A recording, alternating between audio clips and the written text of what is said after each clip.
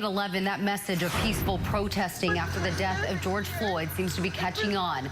Our camera caught this emotional exchange between a protester tonight and a member of the Fayetteville Police Department. Just watch as they embrace. Beautiful sight. Peace and justice, those are the themes of marches all over North Carolina today. And tonight, much of central North Carolina now under a curfew. We have live team coverage tonight, starting with Colleen Quigley in Raleigh. Hey guys, the steps of the Capitol are empty. Things once are quiet here now in downtown Raleigh. The only people out, other members of the media, police, and some members of the National Guard. Let's actually take a bit of a walk, though, down Fayetteville Street. How different does this look if you were watching us this afternoon? You know, this area was filled with hundreds of protesters peacefully marching. Now, Angela Marius, it's a virtual ghost town. You can see all the businesses here boarded up after Saturday's protests turned into vandalism, and last night as well. But I want to take you out to some video and show you what things looked like here this afternoon with the peaceful protests that went on there. Take a listen.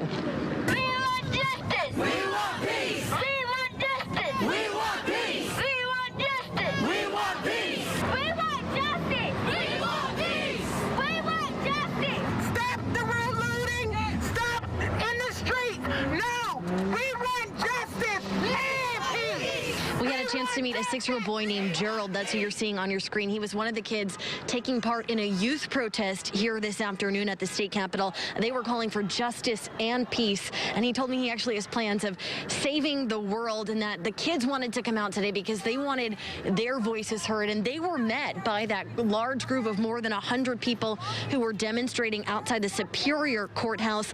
Some of the folks we talked to there said they wanted to come back out today because they felt their message hadn't been heard over the weekend. As I mentioned, of course, there was that very peaceful protest Saturday afternoon with more than 1,000 people.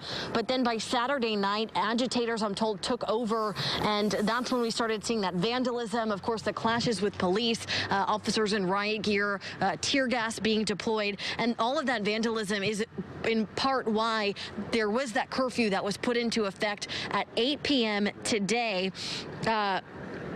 And at 8:15, police started to ask the remainder of the people gathered at the Capitol to leave, but we spoke to some that said they wanted to stay. Why is it important to you to stay out here tonight? Because the police, everybody got to get a message. They had to get a message.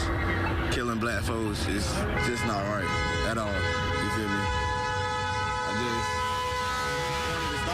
Everything to stop. You feel me? No violence.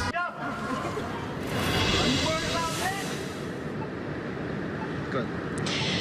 Well, the group stayed here and left at 9 p.m., so they stayed for about an hour and then peacefully left. And this afternoon and evening's demonstrations were entirely peaceful. And at one point this afternoon, a group of protesters outside the Superior Courthouse were praying, and it looked like some of the sheriff's deputies that we could see had bowed their heads to join along in that prayer. Of course, the protests this afternoon and the ones we saw this weekend here in Raleigh were in response to the death of the Minneapolis man George Floyd, excuse me. One police officer there has been charged in his death, but the people we spoke to here today say they want to see other officers in Minneapolis held accountable, and they felt compelled to come out to share that message with the people of Raleigh. Reporting live in Raleigh, Colleen Quigley, CBS 17 News.